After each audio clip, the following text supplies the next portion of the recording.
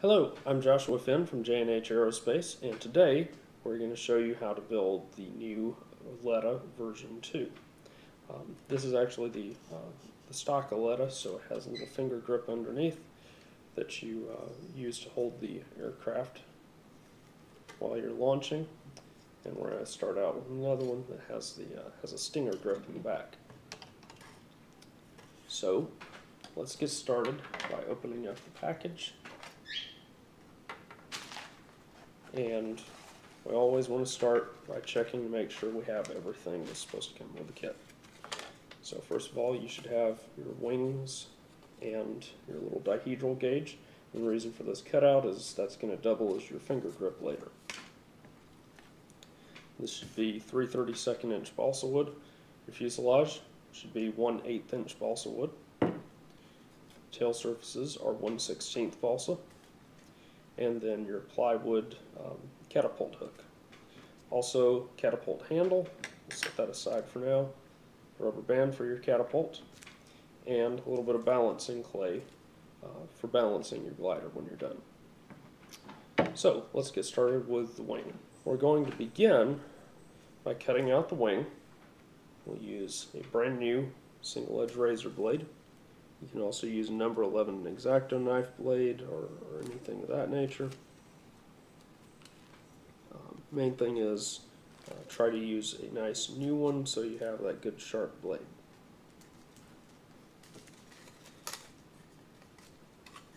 Now what I'm going to show you today is a very simple shaping procedure for your wing. There's a link down in the description, even to the timestamp of a better airfoil that you can make for these airplanes. So for example, this one uses a stand foil, which gives you a very, very nice floating glide. However, difference is about 45 seconds dead air flight times for that versus mid-30s for what we're going to do here.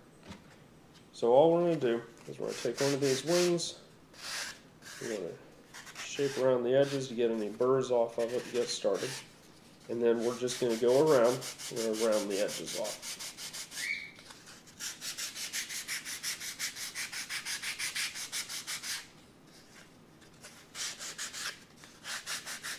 I'm going to do this both for the top, and then we'll go around and we'll do it on the bottom as well. So we're basically just making a more or less symmetrical airfoil.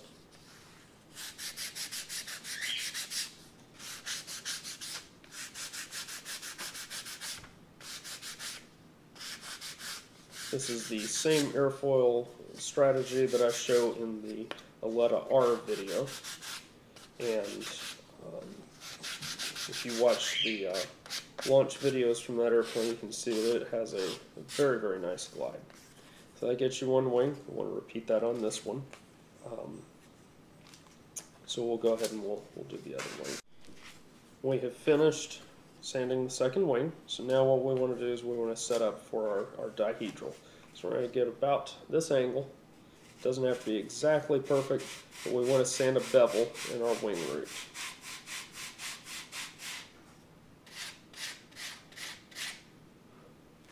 And what you want to look for, we'll go ahead and do a comparison. You see that I've removed all of the laser burn off of the wing root here, as opposed to we still have all of it there.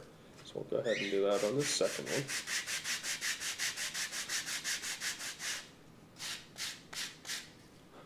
Now what's very important is you notice when we put the wing together we have these little notches. Because we have angled these wings upward, those notches are no longer straight. So what we want to do is come in, where I kind of try to get them parallel to our bevel. It does not have to be exact. These are just to help you with the alignment of the wing when you put it onto the fuselage. So we're going to set that there, and we'll go ahead and we'll cut out our dihedral gauge.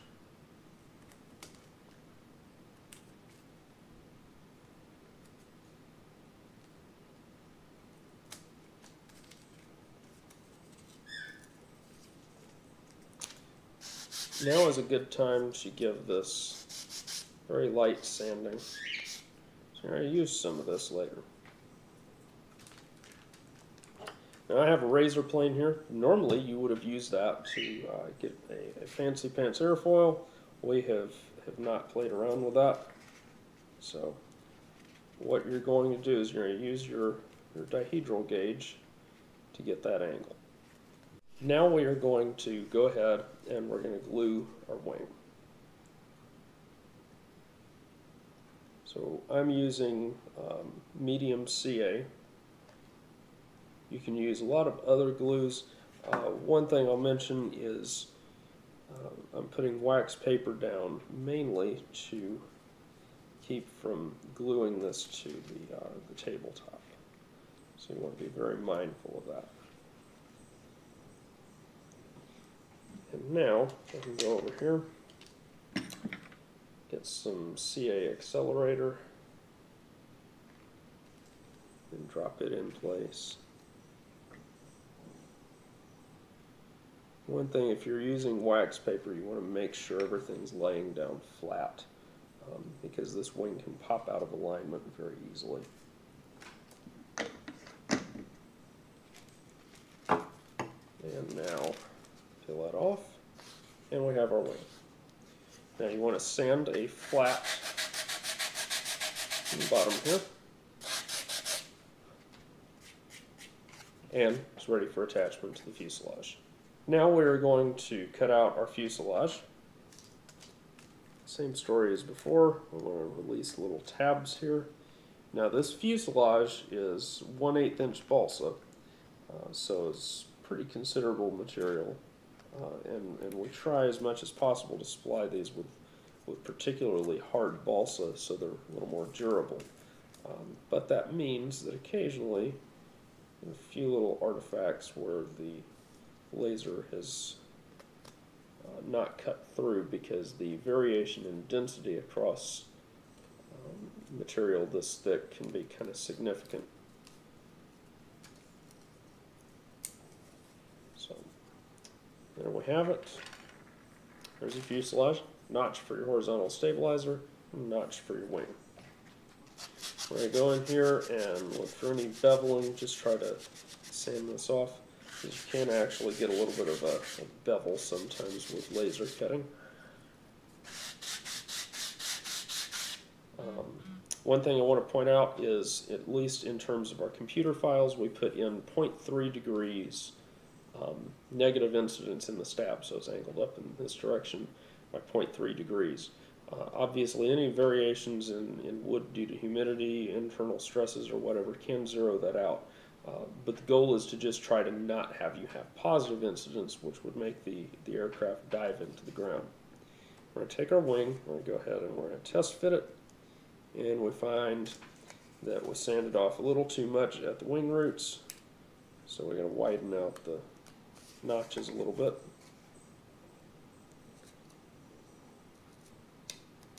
Again, not critical to have it exact, but now if you look, you can see that the wing's able to fit in very nicely.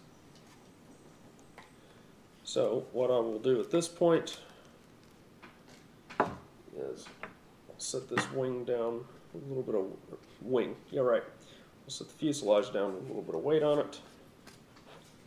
I'll put some glue on here.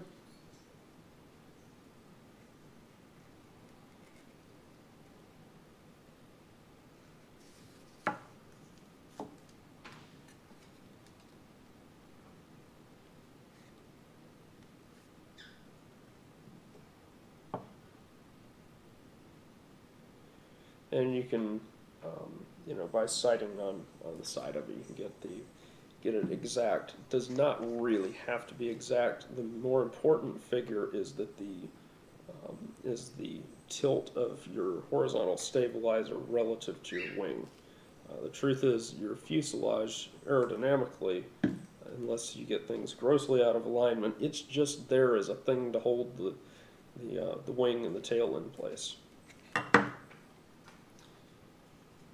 And we have very good glue coverage, so we can move on. Now we have our fuselage wing assembly together. So, the next step is to go ahead and cut out our horizontal stabilizer. And due to the way that we have designed this aircraft, you want to install the horizontal stabilizer before you install the vertical stabilizer. Again, everything is notched, so it will fit in place. You get very good alignment. So we're going to take the stabilizer off, and I find it easier to put the glue on the fuselage. And now we just lay this guy in place. Now, if I tilt this over, I'm right-handed, so I want my airplane to go to the left. So, if you notice, don't know how well you can see that, but the stabilizer is higher on this side relative to the wing than on this side. I'm preemptively going ahead and gluing that in place that way, because that will provide me with a little bit of left circle trim. And now it's bonded in. Now notice I didn't even sand the stabilizer. You can sand it and get a very nice result. And so if you're trying to fly in a local contest, I would recommend doing that. All you have to do is just round off the edges. Now we're going to take the vertical stabilizer, and we can mount this on either side, but we're mounting it on the side, not on top. This gives you a little bit stronger of a bond. So I'm going to show you from this side what I'm doing. I'm going to run a bead of glue along the mating surfaces here. And I'm lining up the trailing edges. I'm not concerned about the leading edge. The main thing is I want my vertical fin, my vertical tail, to mate firmly against the fuselage. It doesn't have to mate perfectly against the stabilizers, against the fuselage that we're concerned about. And so now we have that result. And it can be parallel to the wing or the stabilizer. A lot of people ask that question, and the answer is it really does not matter that much. Now you remember that wedge that we used to set our dihedral? It's got a little perforation in it. So we're going to cut through the perforation. The big piece we toss aside. This is our finger grip. So since I'm right-handed, my finger grip goes over here for my right hand. I'm going to sand off a little bit of notching on it. Since it's going to go up against the fuselage, I want to bevel it in this direction. That way it'll just mount a little bit closer. So you see, looking at it, this is the top surface. I'm beveled over like so. And now, on this edge, I'm going to also round off a little bit. Just get a little bit of improvement in aerodynamics. And again, if you're flying these competitively, you know, those little subtleties do matter. For most folks, it's not a big deal. And now all I'm going to do, I'm going to run some glue along here and outward.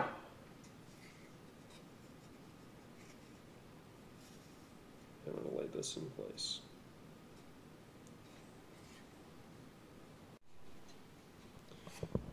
So the end result with your finger grip is that it's going to go in like so.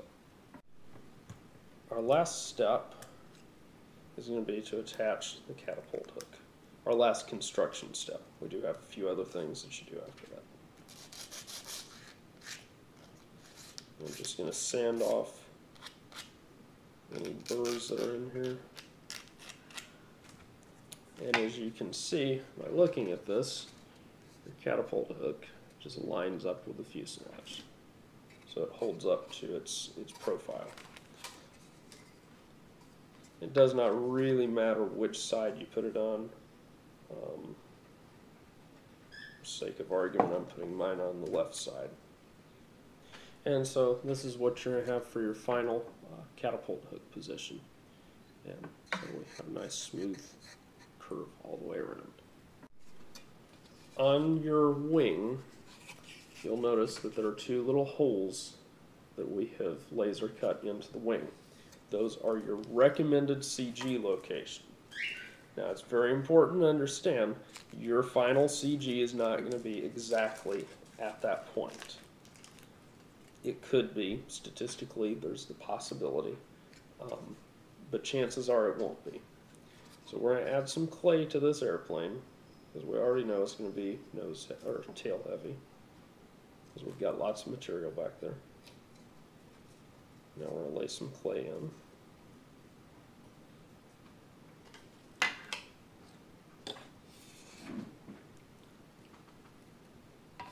And we're tail heavy.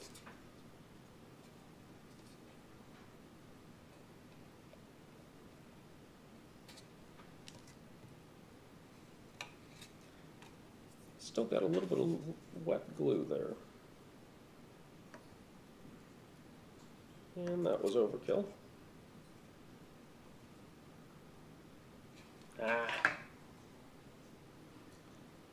Sticky clay.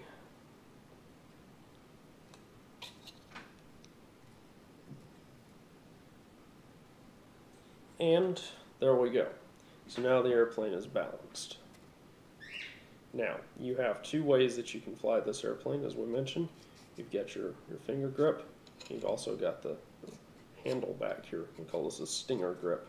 One thing you can do, if you want a really nice profiled finger grip, you can take this is a Dremel sanding drum, for example.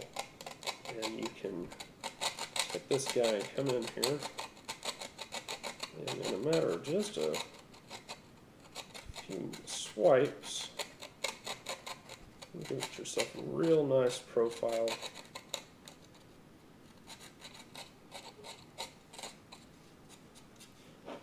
Now I got this nice contoured grip. I don't know that it helps that much, but at least feels cool. And that's the way the old guys did it back in the 50s and 60s. So at that point, let's set this guy down.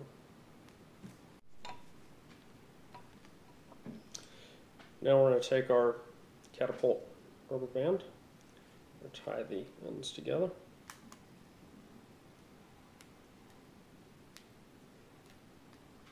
And we'll cut the tags off. And you don't want to put the knot right at the corner, but we'll fold this in half. And like always, stick your fingers through here. Bring them around so you get a slip knot. And now we have a working catapult. Like so. And let's try one more time. Okay, so a little bit of clay removed, let's see what we get. Yep, that's what we want. Now that you have finished building your Aleda, there are a couple things you can do. One is to get a little bit better durability, well, more to the point, consistency in humid conditions. You can take Minwax spar varnish or any type of helmsman type varnish, and what you'll do is take a paper towel and dip it in that and just rub it all over the airplane. Just give it a gentle light coating of that, and that'll seal the airplane up and hold in any warps and whatnot, so the airplane will stay the same. So once you have your finish on the airplane as you want it, then you're going to trim it. So we had a nice glide, but we want to trim the airplane for that nice right climb, snapping into a left glide. We have a full video that's linked down in the description where we go through trimming two different Catapult gliders. One is actually the prototype Aleda. So you see two different airplanes that present their little problems. So hopefully that'll cover most of the issues that you'll encounter in trimming one of these. So again, watch that video. That'll show you how to operate this airplane. Any questions you have about this or any other glider that we produce, comment below, contact us directly through the website or however you like. Let us know how your Aleda flies for you. And thanks for watching, and thermals. Have a nice day.